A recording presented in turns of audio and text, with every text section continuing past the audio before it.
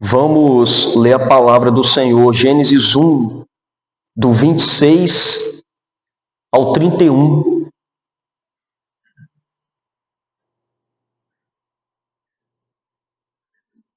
Diz assim a palavra do nosso Deus. Também disse Deus: façamos o homem à nossa imagem, conforme a nossa semelhança. Tenha ele domínio sobre os peixes do mar, sobre as aves dos céus, sobre os animais domésticos, sobre toda a terra e sobre todos os répteis que rastejam pela terra. Criou Deus, pois, o homem à sua imagem. A imagem de Deus o criou. Homem e mulher os criou. E Deus os abençoou e lhes disse: sede fecundos, multiplicai-vos, enchei a terra e sujeitai-a. Dominai sobre os peixes do mar, sobre as aves dos céus e sobre todo animal que rasteja pela terra. E disse Deus ainda: eis que vos tenho dado todas as ervas que dão semente, e se acham na superfície de toda a terra, e todas as árvores em que há fruto que dê semente. Isso vos será para mantimento, e a todos os animais da terra, e a todas as aves dos céus, e a todos os répteis da terra, em que há fôlego de vida. Toda erva verde lhe será para mantimento. E assim se fez. Viu Deus que tudo quanto fizera, e eis que era muito bom. Houve tarde e manhã, o sexto dia. Vamos orar, queridos. Senhor Deus soberano e eterno Pai, obrigado pela leitura da Tua santa e poderosa palavra. Obrigado, Deus, pelo privilégio que temos de ouvir a Tua voz. Que neste momento o Senhor derrame graça sobre cada um de nós. Que a Tua palavra possa vir de encontro a cada coração. Que o Senhor possa nos abençoar grandemente, nos santificar, nos encorajar. Nos ajude a entender, ó Pai, o que a Tua palavra diz. Em nome de Cristo, seja conosco, ó Deus. Amém.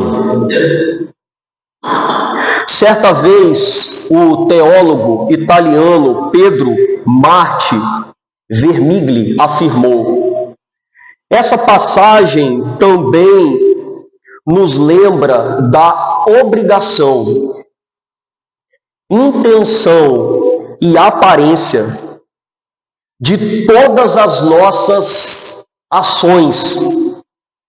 Sempre que estivermos para fazer algo, deveríamos nos perguntar: será que isso espelha o meu Pai? É isso que significa viver segundo a sua imagem. Queridos, quando nós pegamos o livro de Gênesis em mãos, e eu peço que os irmãos fiquem com a Bíblia aberta, acessando o texto, o relato bíblico começa com a criação, Gênesis 1 e 2, e termina com uma nova criação, o novo céu e a nova terra, Apocalipse 21, 22. O Criador, irmãos, ele começou o evento da criação e está desenvolvendo a história da redenção do seu povo eleito, e haverá de terminar no dia final, quando todos se curvarão, absolutamente todos, aos pés de Cristo. Em Gênesis temos o início do relato e o primeiro livro do Pentateuco e de toda a Bíblia. O profeta libertador Moisés escreveu Gênesis por volta de 1400 anos antes de Cristo, e ele escreveu porque recebeu revelações diretas do Senhor, ouviu relatos dos seus antepassados. Nós chamamos isso de tradição oral. Um foi contando de maneira fiel ao outro, até que Moisés tivesse acesso, e teve também conhecimento de antigos escritos. Gênesis, ele foi escrito para reorientar o modo de ver o mundo e de crença do povo de Deus que havia se corrompido com a cultura e com a religião egípcia. Foi escrito também para ensinar acerca do Criador e da lei, e para preparar aquela nação na conquista da terra prometida. O livro, ele foi organizado em 3 partes. O começo de todas as coisas, capítulos de 1 a 11. Os patriarcas, capítulos de 12 a 36. E a história de José do Egito, capítulos do 37 a 50. O texto de hoje está na primeira e também na segunda parte do primeiro de 5 blocos de Gênesis, que nos contam o relato dos céus e da terra. Deus revelou ao povo que ele libertou do Egito por meio do seu servo Moisés, que foi ele quem criou o homem como seu governante na terra e o abençoou com a fertilidade e abundância de alimentos no 6º dia da criação. Assim, o homem, como coroa da criação, tem o dever e a responsabilidade de representar o Criador, exercendo domínio sobre ela. Assim sendo, sugiro o seguinte tema: o homem como regente, como governador de Deus. Por qual razão o homem foi feito governador, regente de Deus? O homem foi feito regente do Senhor para, em primeiro lugar, ser a sua imagem e semelhança. Olhem para a palavra do Senhor, versículos 26 e 27. Estão escritos assim: também disse Deus: façamos o homem à nossa imagem, conforme a nossa semelhança. Tenha ele domínio sobre os peixes do mar, sobre as aves dos céus, sobre os animais domésticos, sobre toda a terra e sobre todos os répteis que rastejam pela terra. Criou Deus, pois, o homem à sua imagem, à imagem de Deus o criou, homem e mulher os criou. Depois que Moisés contou como Deus criou a luz no primeiro dia da criação, o céu no segundo, a terra, mar e plantas no terceiro, o sol, a lua e as estrelas no quarto, animais aquáticos e aves no quinto, e os animais terrestres no sexto dia. Nos versículos 26 e 27, ele nos diz que também no sexto dia Deus criou o homem. E o versículo 26 começa dizendo: também disse Deus, façamos o homem à sua imagem, conforme a nossa semelhança. Mas para quem Deus disse isso?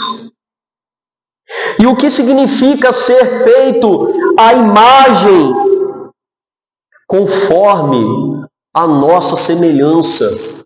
O que a Bíblia quer dizer quando ela diz que o homem foi feito à imagem e à semelhança de Deus?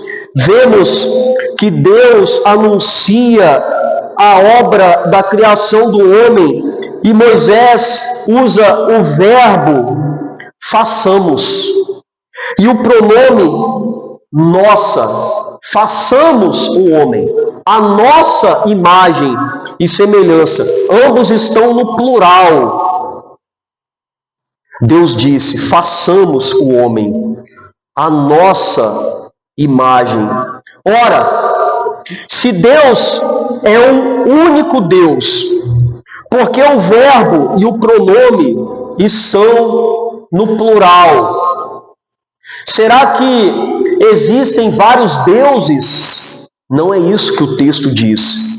Vejamos que, embora as Escrituras nos revelem que Deus é um único Deus, subsistindo em três pessoas: a pessoa do Pai, a pessoa do Filho e a pessoa do Espírito Santo, o verbo e o pronome em questão se trata de um plural deliberativo, no qual Deus direciona uma afirmação a si mesmo, ou seja, Deus falou consigo mesmo que iria fazer o homem à imagem dele. Enquanto as demais criaturas foram criadas segundo as suas espécies, a humanidade foi feita à imagem do Criador. E o que seria essa imagem? Já pararam para se perguntar o que é ser feito à imagem de Deus?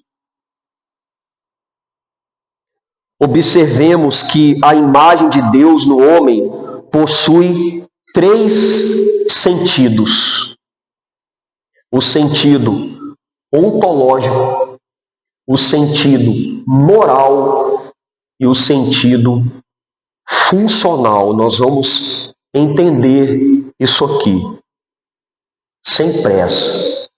Vamos explicando direitinho e nós vamos entender.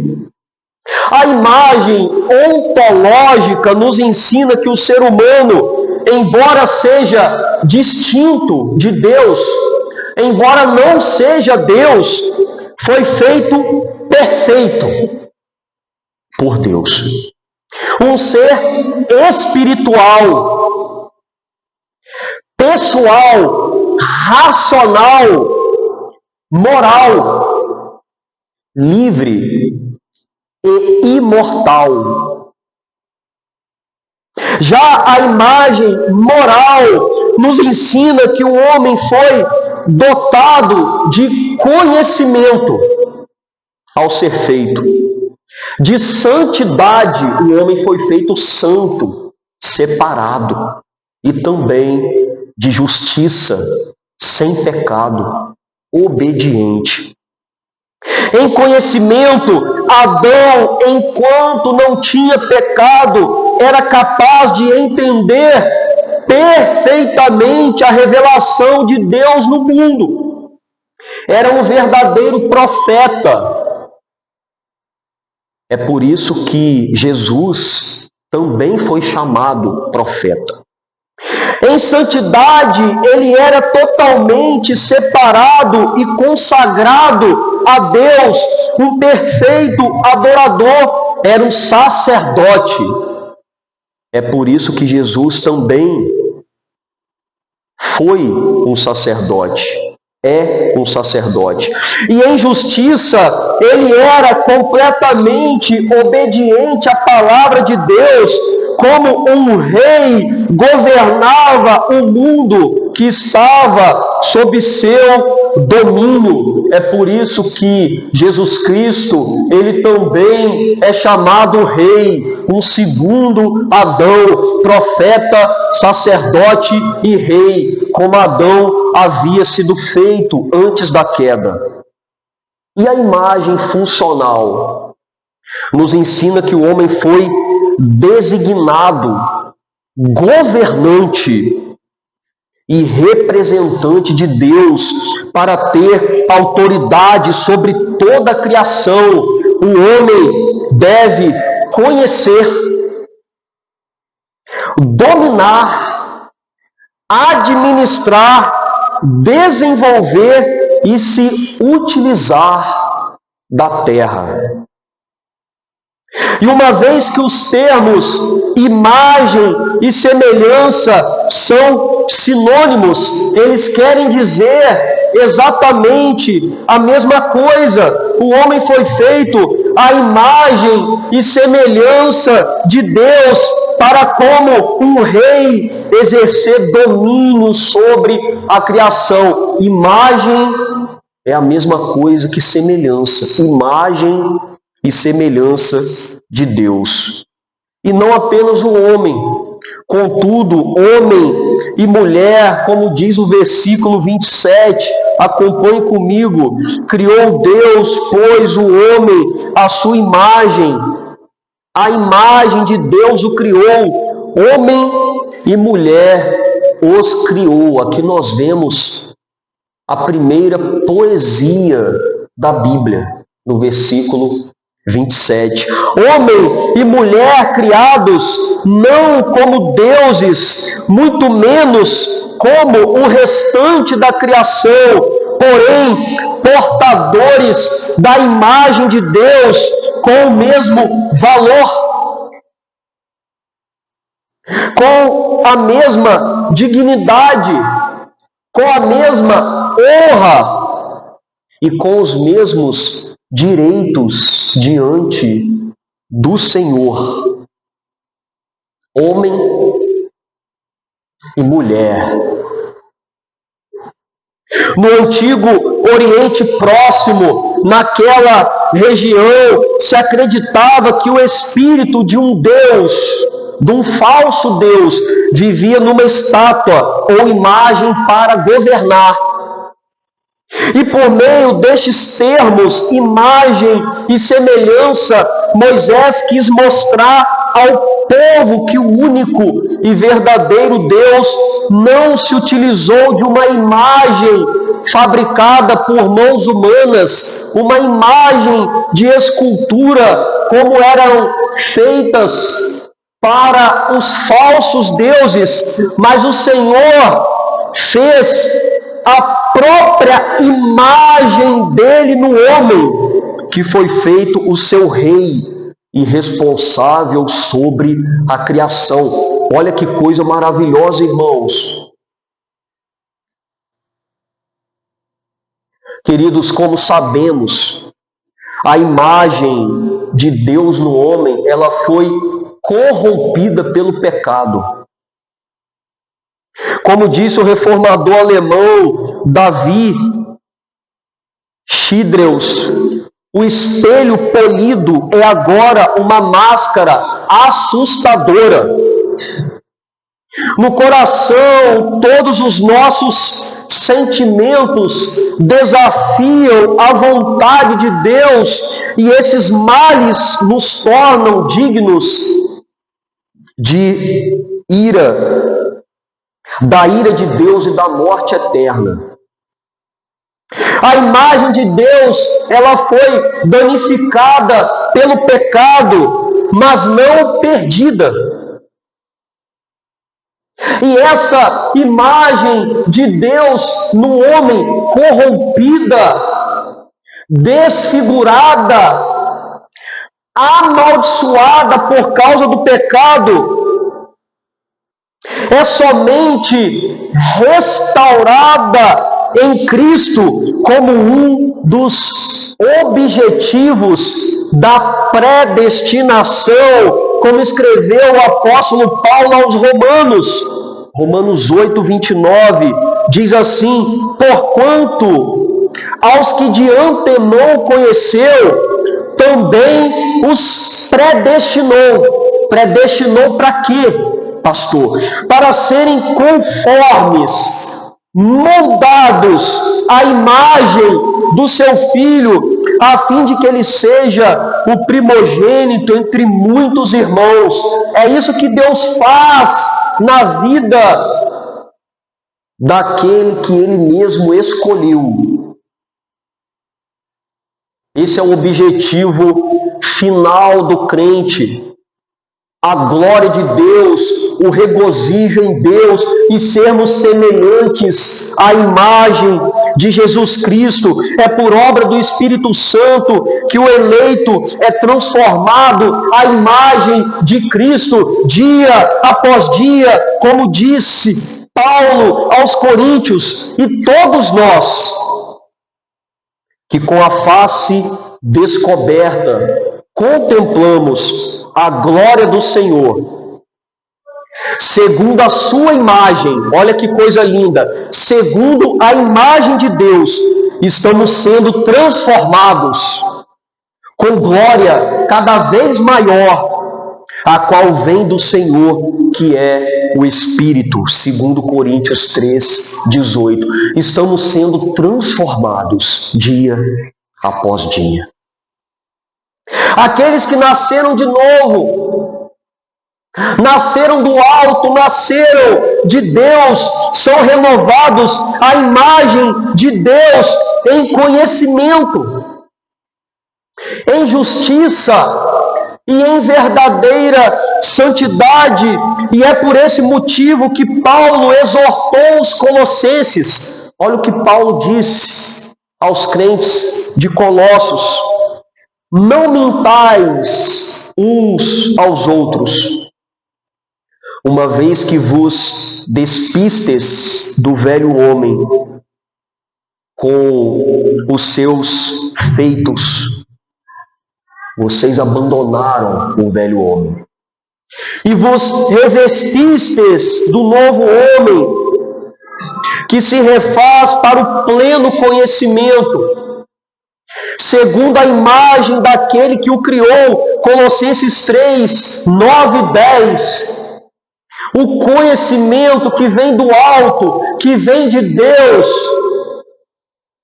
nos fazendo novamente a termos essa imagem que foi perdida. Queridos, Cristo é a perfeita imagem do Deus invisível. Colossenses 1,15. Queremos ver o Deus invisível, é só olharmos para Jesus. Esse Jesus que se entregou em sacrifício no lugar de todo que nele crê, para a recuperação da imagem de Deus deformada na queda. A imagem foi deformada, mas nós temos Cristo que nos faz novamente a termos essa imagem recuperada. Cristo é quem restaura a pureza da imagem de Deus em nós.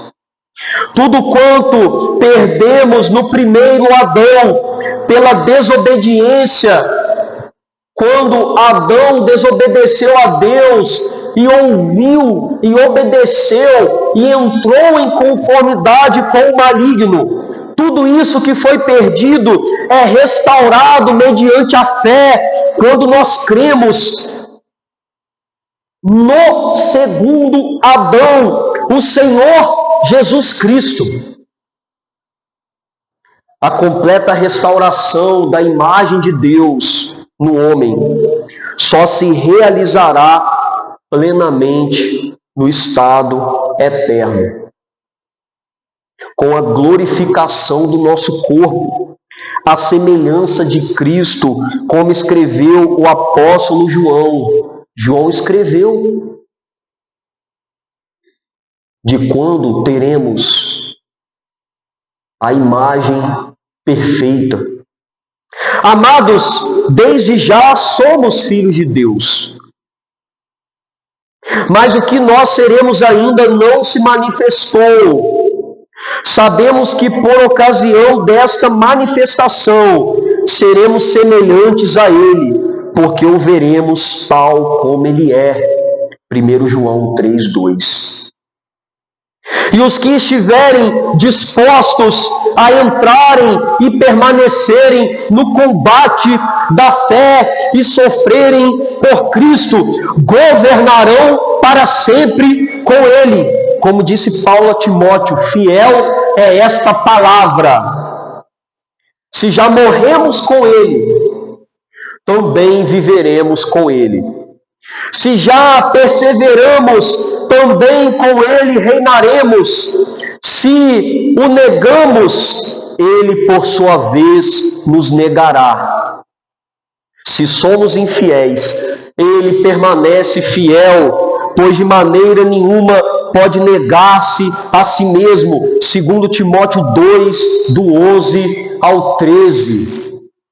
Mesmo diante da nossa infidelidade, Cristo continua sendo fiel, porque Ele não pode negar a si mesmo. E aqueles que estão nele terão a sua imagem restaurada em conformidade com Cristo.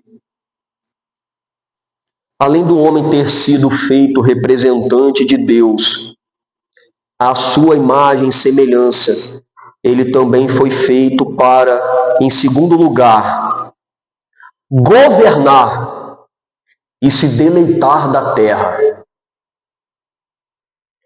Como nós vemos nos versículos de número 28 ao 31, que já foi lido e nós acompanharemos aqui novamente. Depois que Moisés, ele narrou que Deus criou o homem e a mulher, o versículo 28 nos diz que Deus os abençoou e lhes deu ordens. Deus fez o homem, abençoou esse homem e lhes deu ordens. Quais? Sede fecundos, multiplicai-vos, enchei a terra e sujeitai-a, dominai sobre os peixes do mar, sobre as aves do céu e sobre todo animal que rasteja pela terra. À humanidade é dada um duplo mandato, uma ordem com dois aspectos. Nós chamamos isso na teologia de mandato cultural, um duplo mandato. Qual mandato? Encher a terra e governar a criação como reis. Encha a terra e governe a terra. Olha que salmo maravilhoso. O homem foi criado como vice-governador de Deus, irmãos, como declarou o salmista. Tu o fizeste um pouco menor do que os seres celestiais, e o coroaste de glória e de honra. Tu o fizeste dominar sobre as obras das tuas mãos. Sob os seus pés tudo puseste, todos os rebanhos e manadas, e até os animais selvagens, as aves do céu, os peixes do mar e tudo que percorre as veredas dos mares. Salmo 8, do 5 ao 8. Qual é a primeira ordem? O primeiro aspecto da bênção é a multiplicação. Eles têm de ser fecundos e encher a terra. Deus disse: eu criei vocês, agora vocês devem se multiplicar e encher a terra. Queridos, os verbos sede fecundos, multiplicai-vos e enchei a terra estão no modo imperativo. Isso aqui é uma ordem. Deus não está dizendo: se vocês quiserem uma família, se vocês quiserem ter filhos, vocês podem escolher. Deus está dizendo: vocês devem se multiplicar. O Senhor deu uma ordem reprodutiva para que o primeiro casal, e não apenas ao primeiro, mas para os seus descendentes, não apenas vocês, mas aqueles que vierem após vocês. É o meu propósito sobre a face da terra. O meu povo vai sair de vocês, o Messias vai sair de vocês. Eu preciso que a terra seja povoada, não só por vocês, mas por aqueles que vierem depois de vocês, para os seus descendentes, justamente porque eles também são representantes de Deus. Vocês vão fazer governantes para mim sobre a face da terra. É isso que ele está dizendo. Tanto é que na Septuaginta, a primeira versão da Bíblia hebraica, traduzida para o grego, os verbos estão no tempo presente. Ou seja, representa uma atividade em processo. Todos os casais de todos os tempos devem ser obediente a esse mandato. É por isso, queridos, que quando um homem se casa com uma mulher e ele tem um casamento bíblico, heterossexual e monogâmico, foi assim que Deus fez. Quando o homem se casa com uma mulher, eles devem agora ter filhos. Eles devem se reproduzir, eles devem ser férteis. Porque as famílias existem para refletir a imagem de Deus. Olha a profundidade do texto. É com esse entendimento que os casais teriam de gerar tais imagens de Deus. Os filhos são imagens de Deus no mundo. E os homens e as mulheres, as famílias, eles precisam ter esse entendimento de que eles devem gerar imagens de Deus no mundo. Quanto mais crianças, mais abençoados serão, mais imagens do Senhor terão sobre a face da terra, para que a igreja possa ter mais cidadãos dos céus, uma vez que o povo de Deus não gera filhos para ele mesmo, mas para o Senhor. Nós temos filhos para o Senhor. É por isso que quem cuida de nós é o Senhor. É por isso que quem cuida da nossa família é o Senhor. É por isso que quem cuida dos nossos filhos é o Senhor. Porque os nossos filhos são do Senhor. E devemos ter fé de que é o Senhor que cuidará deles. Conforme John Frame, o mandato cultural é um processo gradual e histórico. Esse mandato não acabou em Adão e Eva. ele deve continuar e percorrer os séculos, no qual o homem abençoa progressivamente cada parte da terra com a sua presença, visto que constrói uma cultura de acordo com as palavras de Deus. O homem traz consigo a bondade de Deus, filhos do Senhor espalhados pela terra, levando o Evangelho, levando a palavra e transformando a cultura. Transformando a terra pela palavra, filhos de Deus. Quando a igreja entende que ela precisa gerar filhos de Deus.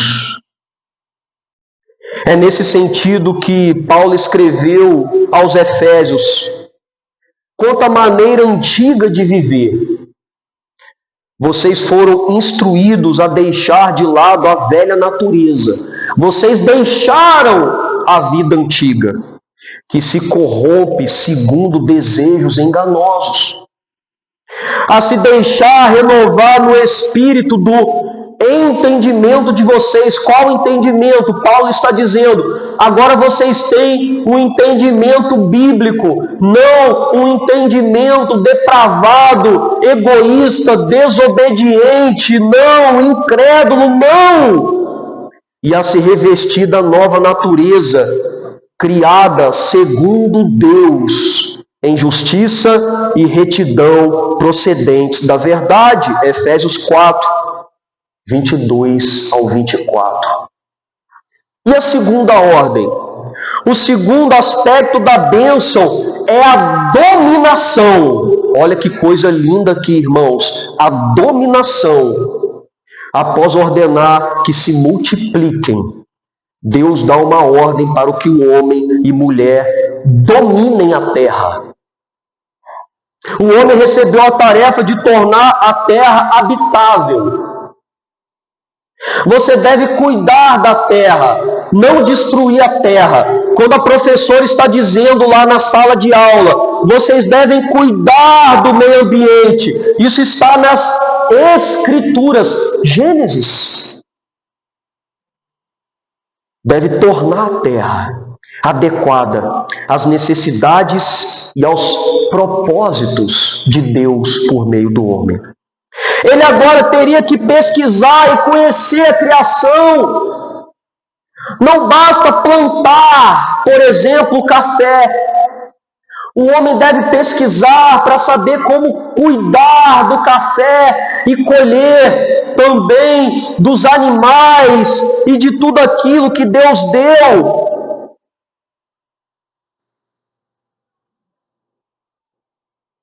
Ele deve usar da tecnologia para promover o bem-estar e o crescimento da terra humana, da raça humana. Devemos usar a tecnologia para o bem do homem e não para a destruição do homem, não para o pecado. Não apenas no cultivo das colheitas para alimento, mas também desenvolver as artes, a ciência, a literatura, tudo aquilo que há de bom na nossa cultura que Deus deu. E infelizmente foi corrompido pelo pecado e pelos perversos.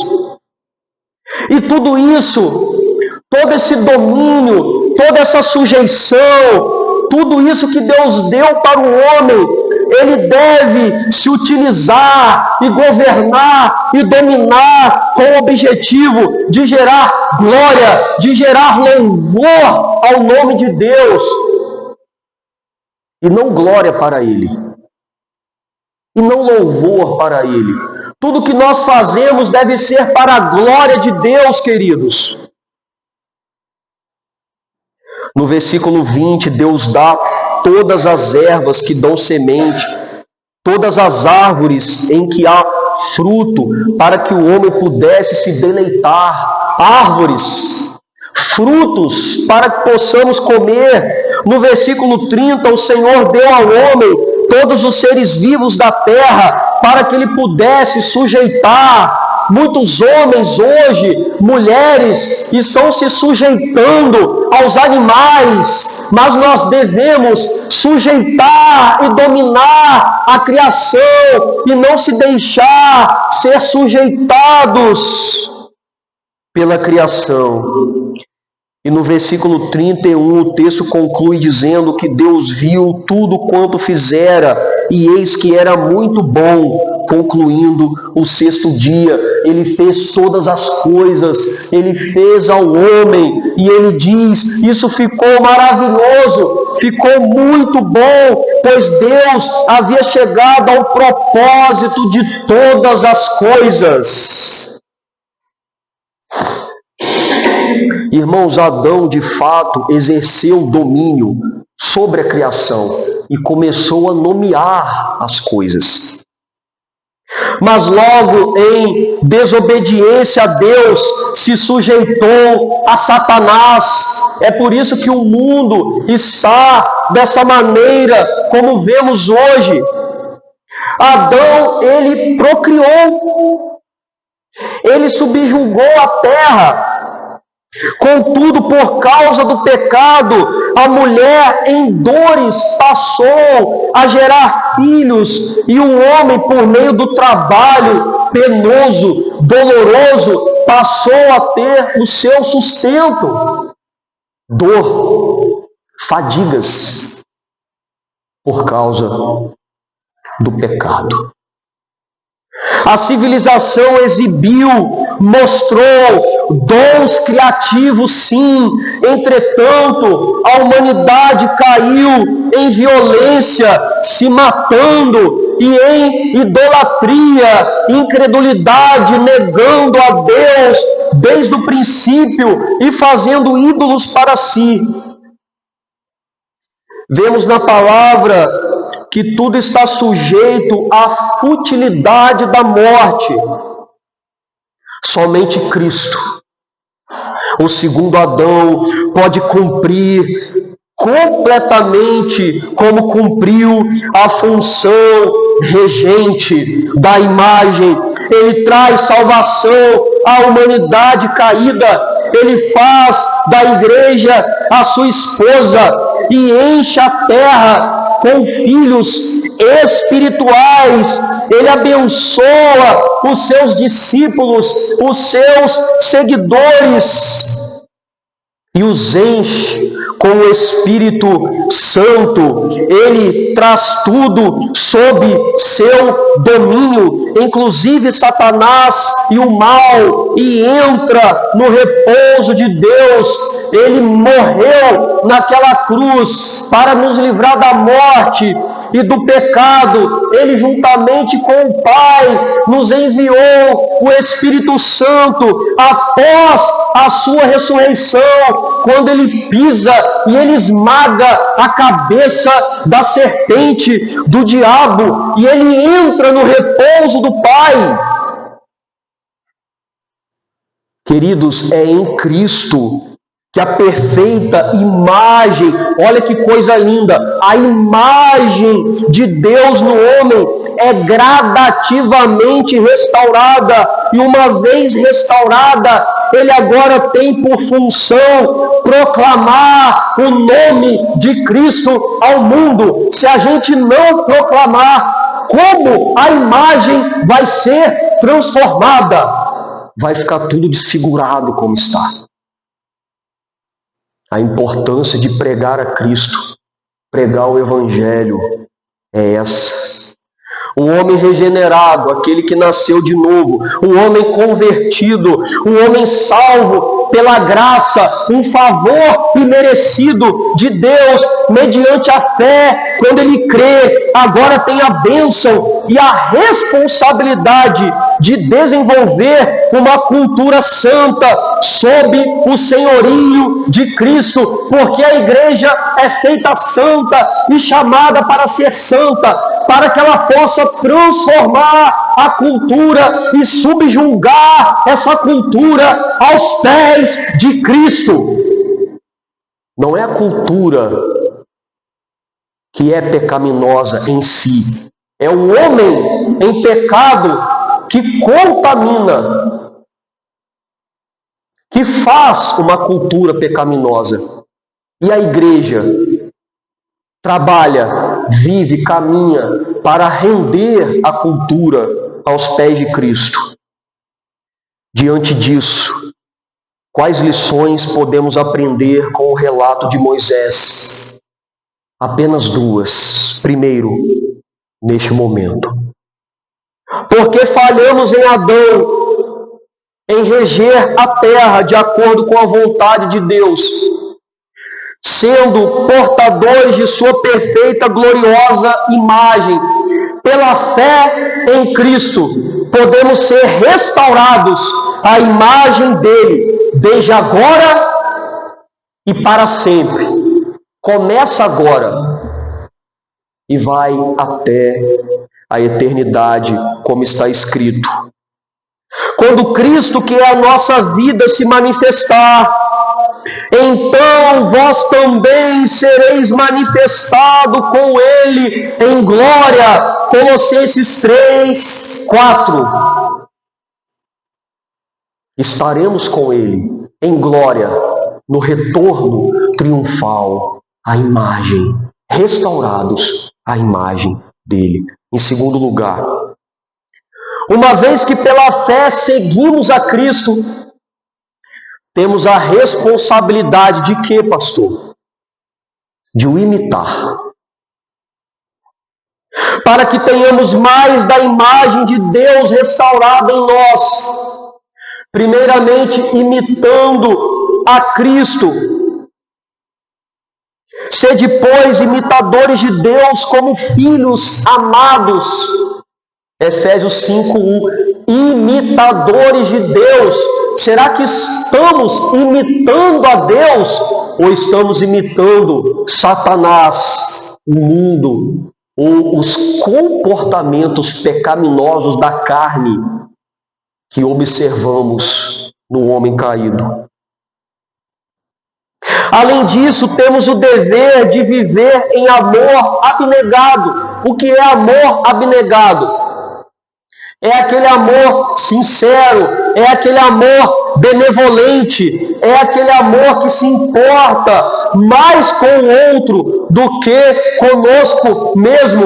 É aquele amor que procura fazer o bem sem querer nada em troca, como aprendemos no amor de Cristo, como está escrito, e andai em amor, como também Cristo nos amou e se entregou a si mesmo por nós, como oferta e sacrifício a Deus em aroma suave. Efésios 5:2. Será que nós temos nos entregado ao outro em amor? Como também devemos caminhar em humildade e obediência. Humildes, reconhecendo a nossa pequenez, a nossa carência de Cristo e em obediência ao nosso Deus. Uma obediência incondicional à vontade de Deus, irmãos, como está escrito. Tende em vós o mesmo sentimento. Qual sentimento? Que houve também em Cristo Jesus. Olha o que Cristo fez, irmãos. Pois ele, subsistindo em forma de Deus, sendo Deus, não julgou com usurpação o ser igual a Deus. Antes a si mesmo se esvaziou, assumindo o que? A forma de servo, tornando-se em semelhança de homens. Por meio da encarnação, os homens feitos à imagem e semelhança dele. Agora ele torna em semelhança de homem e reconhecido em figura humana. Olha o que ele fez. A si mesmo se humilhou, tornando-se obediente até a morte, morte de cruz, obediência ao Pai. Pelo que também Deus o exaltou sobremaneira e lhe deu o nome que está acima de todo nome. Filipenses 2, do 5 ao 9. Queridos, nesta noite, por meio da pregação da palavra, o Senhor nos mostrou que em Cristo somos fiéis representantes de Deus, com a função de proclamar o seu poderoso nome por todo o mundo e construir uma cultura rendida ao seu senhorio. Fique de pé, eu quero orar pela sua vida.